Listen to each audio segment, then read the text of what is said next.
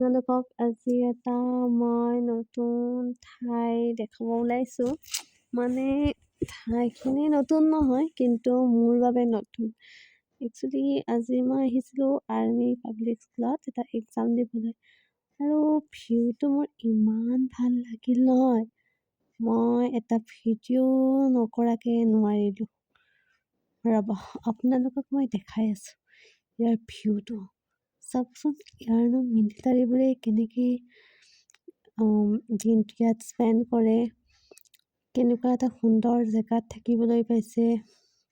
এখন বিল দেখাইছোঁ, ইয়াত চাওক পদুমো ফুলি আছে, ইমান ধুনীয়া পদুম ফুলি আছে। ৱাও, দেখিয়েই কিবা এটা ভাল লাগি গ'ল। এখন শান্তিৰ ঠাই, নিৰিবিলি শান্তিৰ ঠাই। গুৱাহাটীৰ যান্ত্ৰিকতাৰ মাজত এনেকুৱা এখন ঠাই দেখি সঁচাকৈয়ে বৰ আপ্লুত হৈ পৰিলোঁ। বহুত ভাল লাগিল। সেইবাবে মই ভাবিলোঁ আপোনালোককো দেখাওঁ, ইমান ধুনীয়া এটা প্ৰাকৃতিক সৌন্দৰ্য। আপোনালোকে উপভোগ কৰক, সোধকচোন, চাই থাকক। আৰু আগলৈ দেখাই আছোঁ। এইটো হৈছে মিলিটাৰী কেম্পৰ মেছ। আৰু এই ৰাস্তাবোৰ দেখিছেনে, ইমান ধুনীয়া, চাফ চিকুণ নহয়?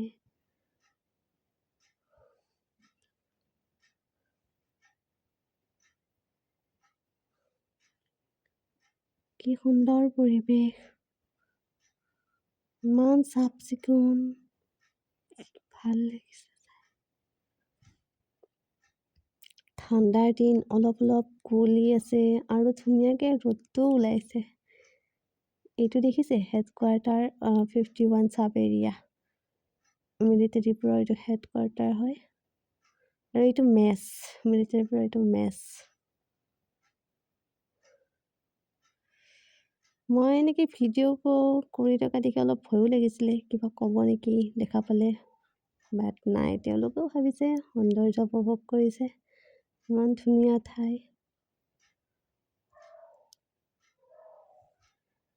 এয়া চাওক, এইবোৰ তাৰ কৰ্মচাৰী তেওঁলোক কৈ আছে। এয়া চাওক, কি ধুনীয়া জেগা। ৱাও, সঁচাকৈ মানে ঠাইখিনি এৰি আহিব পটককৈ মনেই নাযায়। মই ইমান টাইম কটালোঁ নহয়, এক্সাম দিব গৈ মই এই ঠাইটুকুৰাতেই বহুত টাইম কটালোঁ। বহুত ভাল লাগিছে। আপোনালোকে কেতিয়াবা আহি যাবচোন আউটগাঁৱৰ কেম্পলৈ।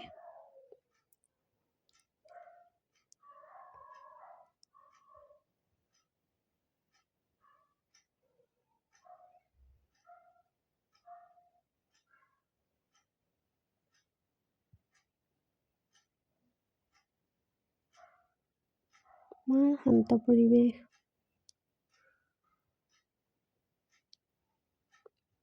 ৰাতিপুৱা গধূলি খোজ কাঢ়িবও বৰ ভাল। এইবোৰ জেগাত দৌৰিব, খোজ কাঢ়িব, মৰ্ণিং ৱাক কৰিব।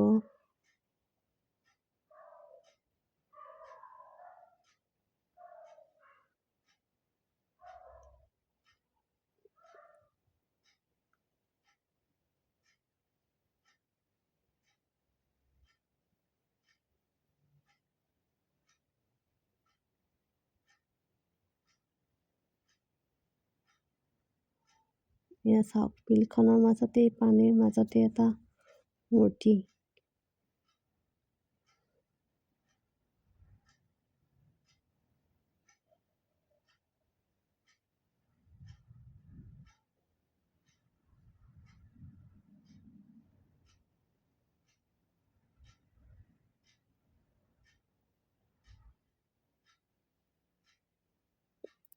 আপোনালোকৰ কেনেকুৱা লাগিলে জনাবচোন। ভাল লাগিছে দৃশ্যটো উপভোগ কৰি?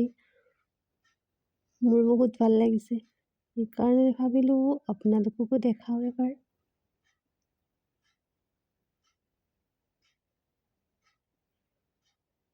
দেখিছে পাহাৰখনত যে এতিয়া